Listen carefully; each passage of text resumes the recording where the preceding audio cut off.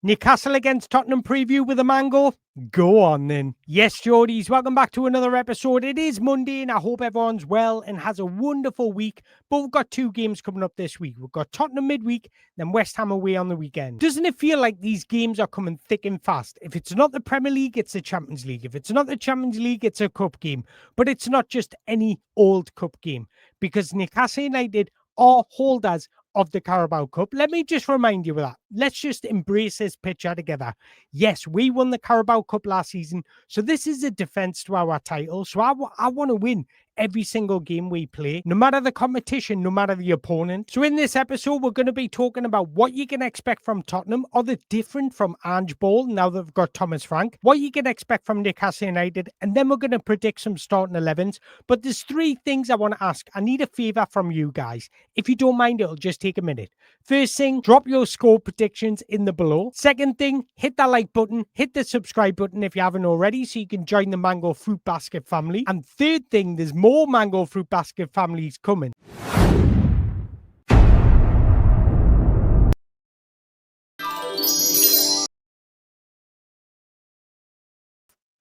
Just like you've seen on the screen there, I have started a brand new Instagram and TikTok account. All you got to do is hit in the search bar, Mango Talks Football, and hit that follow button. It'll be greatly appreciated. Your supporters on YouTube, why not get more of the Mango? I'm already incredibly grateful for the love, support that you show us on YouTube. So why not take that a little bit further? It'll just take a second after this video. All you got to do is open up your TikTok, open up your Instagram, type in the search bar, Mango Talks Football, and then hit that follow button.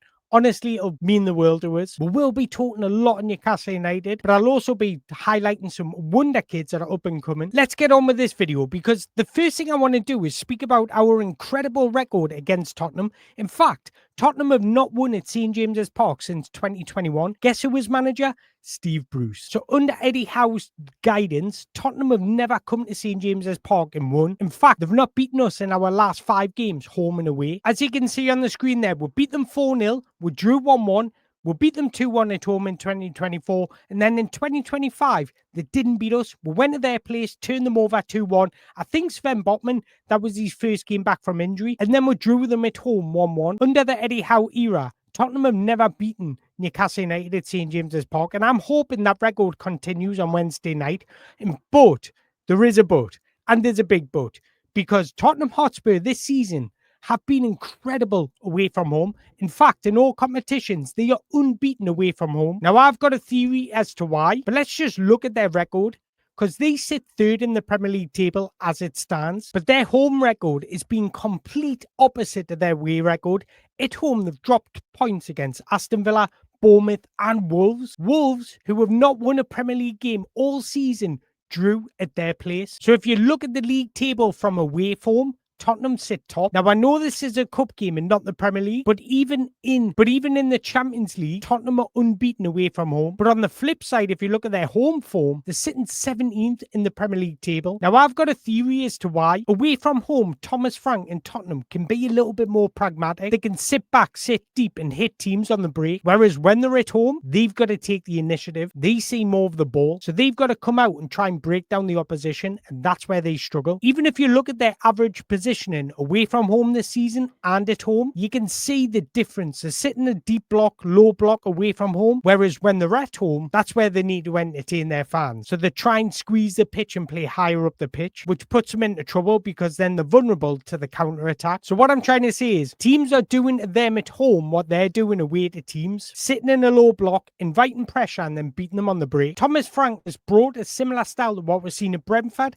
at Tottenham, especially away from home, but he hasn't really got it right at home. So I do expect a good Tottenham. I do expect Tottenham to sit back, invite pressure on and try and beat us on the break, which is a complete opposite to what we're seeing from Ange-Ball last season. So let's talk about what you can expect from Tottenham and how it differs from Ange-Ball. Now, Thomas Frank is much more pragmatic than Ange Postecoglou, and the statistics show that there's been a noticeable rise in long balls per 90, suggesting a far greater willingness to get the ball forwards quickly, whereas Ange tried to play out from the back at all times. Vicario, Tottenham's goalkeeper, often goes long to bypass the press. And then what Tottenham like to do is pick up second balls, much like we're seeing at Brentford. So Tottenham don't mind going long. They will go long and try and win that second ball. So expect Tottenham to go a little bit more direct than what they did last season. And the reason they do that is because Thomas Frank likes to play in a little bit of a controlled chaos, where the game's a little bit broken a little bit. He wants you out of your defensive shape. So when he picks up those second balls, he's got a greater opportunity of creating chances. So it's far less of moving the ball side to sides, and they look to break lines quickly.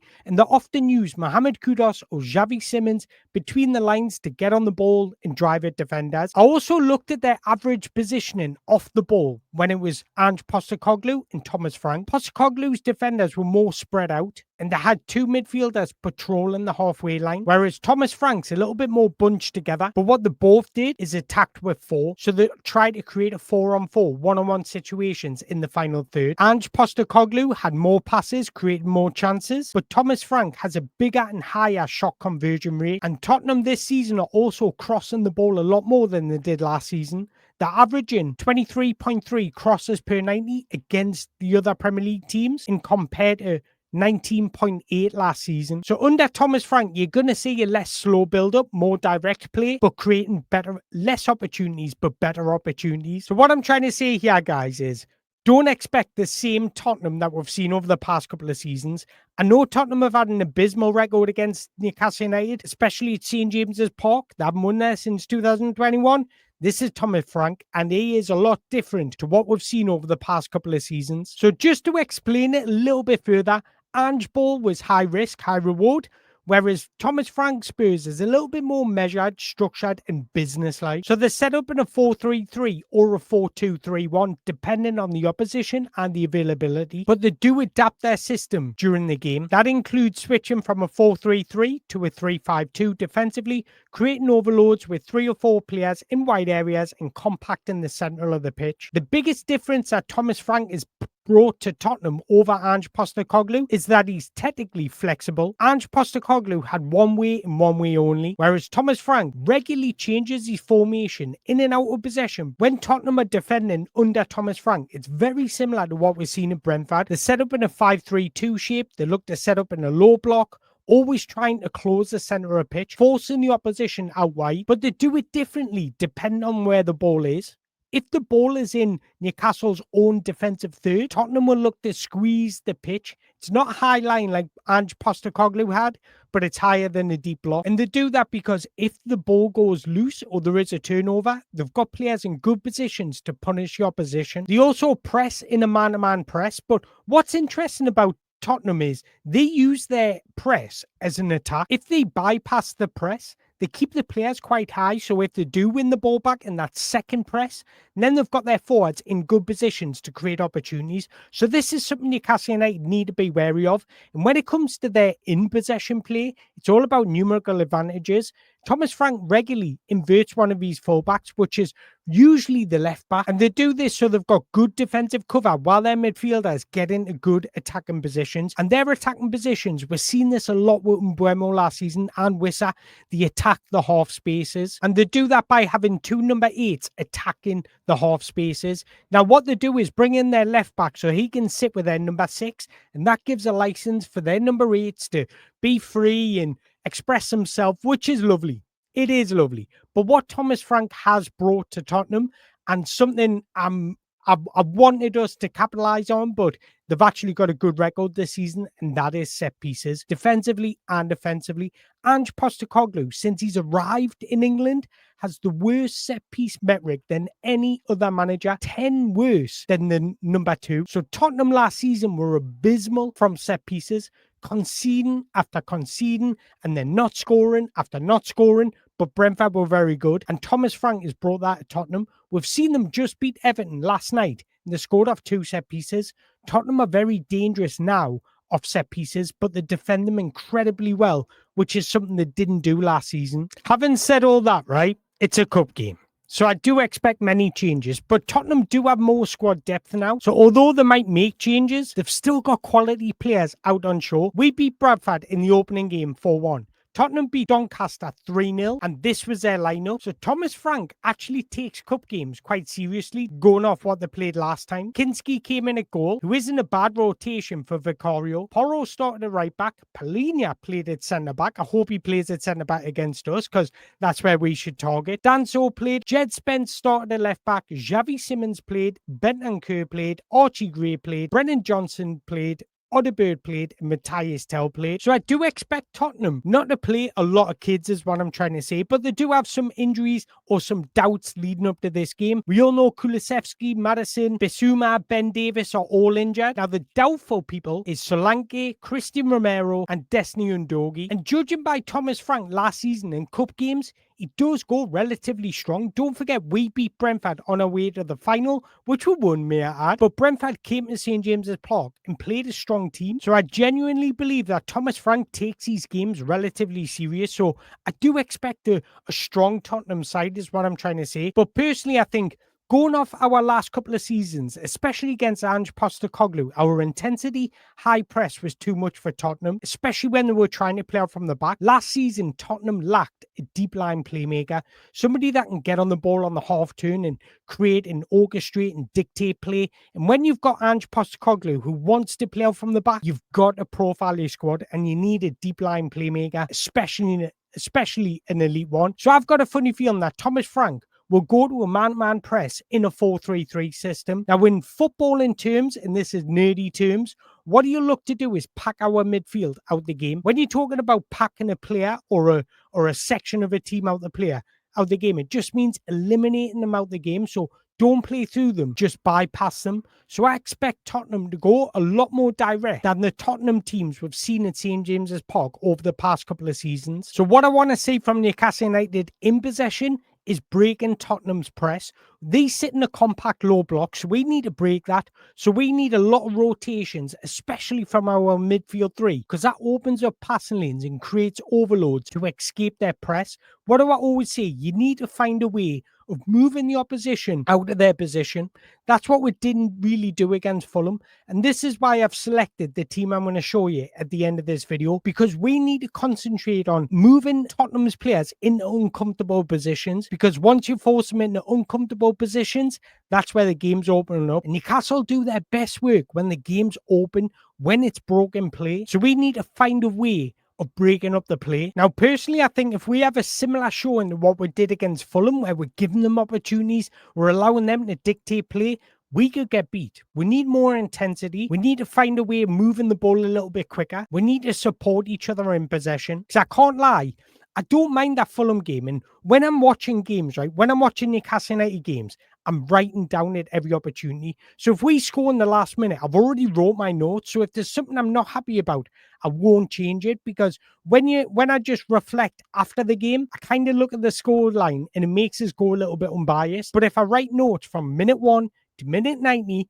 whatever I wrote remains the same despite the result at the end. Because against Fulham, for 70 minutes, Fulham looked good. They looked like they were going to punish us. Now, what I want to see from Newcastle United is consistency throughout the 90 minutes. I don't want us to play well in spells of the game. I want us to play well for the whole game. But as always, when you're playing against Premier League sides, they will have their moments. In every game, you're playing against elite competition. So they will undoubtedly have their moments in games. It's about how you manage their moments and flip the game to your advantage. Now, what I do want to see, and it nearly punished us against Fulham, I want Eddie Howe to be proactive rather than reactive. If our tactics aren't really working and the games aren't really clicking and the game looks like it's getting away from Newcastle United, can we be proactive rather than reactive? Because against Fulham, just got a sense that it wasn't really working. We weren't supporting Nick Waldemar up front and we couldn't really get control or hold of the game.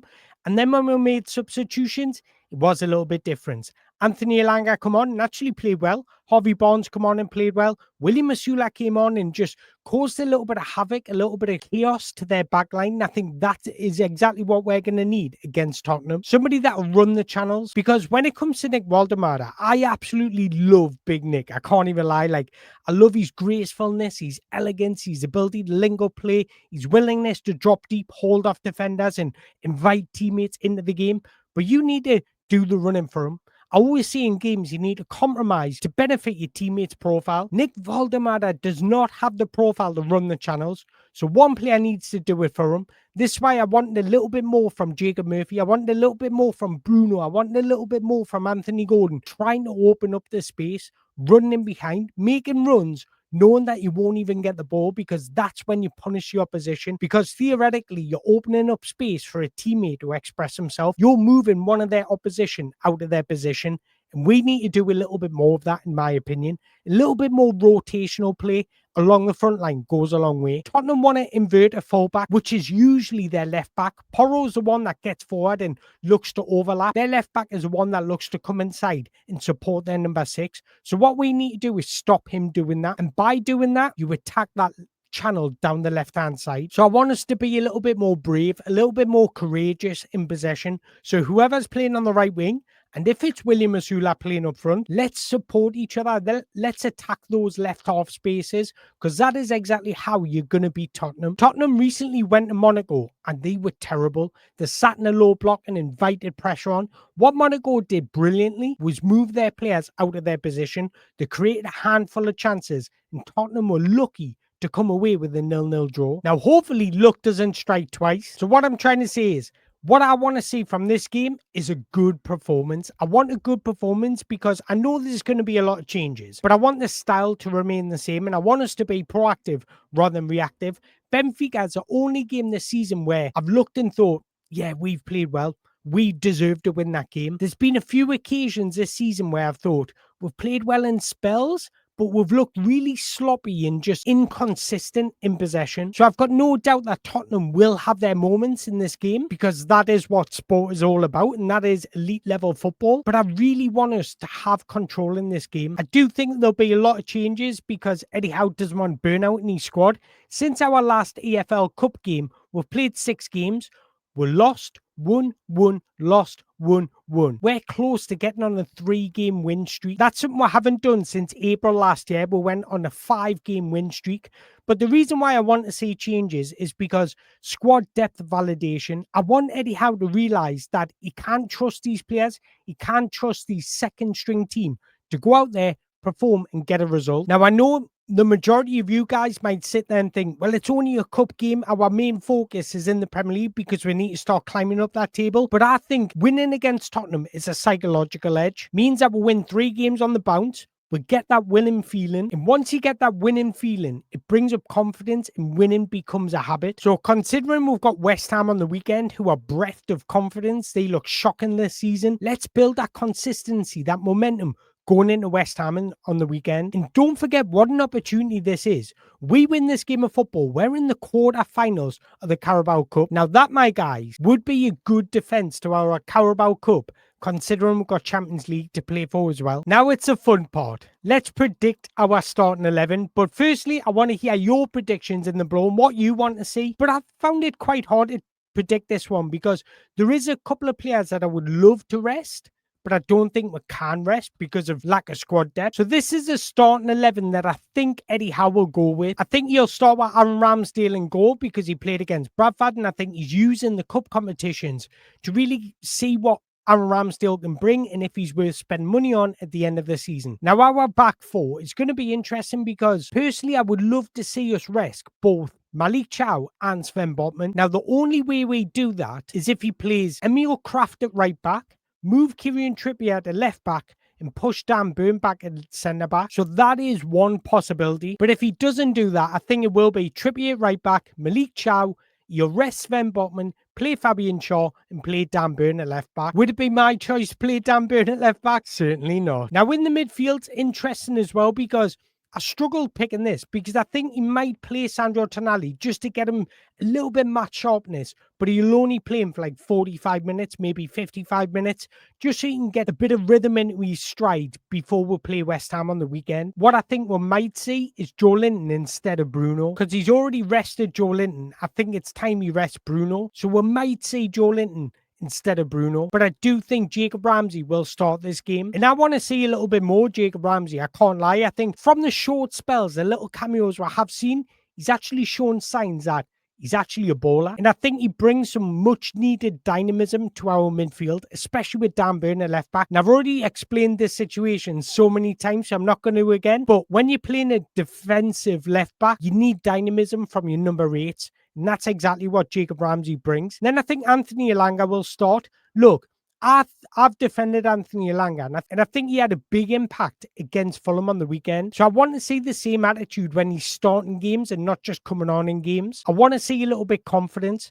I want to see him getting on the ball. I don't mind him misplacing a pass or losing the ball on a dribble, as long as the intent is there. But I do think Anthony Elanga and William Osula has got to be our outlet. I think they need to stretch the game and be very mobile, because don't forget, Tottenham invert their left back. So Anthony Elanga theoretically should have a lot of space to roam into. I'm going to be honest, I actually like what I've seen from William Osula in recent times and recent cameos. His movement looks a bit better. He looks a bit more physical. His technical ability looks a bit better. He looks a bit more sharper. He looks like he understands the game a bit better. Is he perfect? No, he's not. Is he a little bit raw? Yes, he is. Is he a little bit rough around the edges? Yes, he is. But does he cause problems? Yes, he does. So I would love to see William Osula start this game, and I want him to come in with confidence like he's coming off the bench. He's had multiple impacts off the bench. Liverpool. I want him to have some confidence when he's starting games. I want him to run the channels, move players out of their position, just causing a little bit of chaos in their final third, because that's how you punish your opposition. When it comes to Anthony Elanga, look, this is a good opportunity for Anthony Elanga to get on the ball and show what he can do. And I actually think Anthony Elanga will be a valuable asset to us. He's just going through a little bit of a tough period. Does it make him a bad player? No, it doesn't. Does it mean we've got to support him? Yeah, I think everybody that wears the black and white shirt, we should be supporting and encouraging, because that's how you get the best out of them. And then there's Harvey Barnes. Give Anthony Gordon a rest. Anthony Gordon started quite well against Fulham, but then he just went anonymous, in my opinion. I just don't think we'll play to his strengths against Fulham. I don't think we'll play to Nick Valdemara's strengths, but I do think it'll be a tight game. Tottenham don't give up many chances. Newcastle don't give up many chances. They're both very defensively very good this season. So I do think it'll be a tight game. I'm going to go for Newcastle United 2, Tottenham 1. But I want to hear your predictions. Drop your comments in the below. If you've enjoyed this video, make sure you hit that like button, hit that subscribe button. And until next time, away the lads.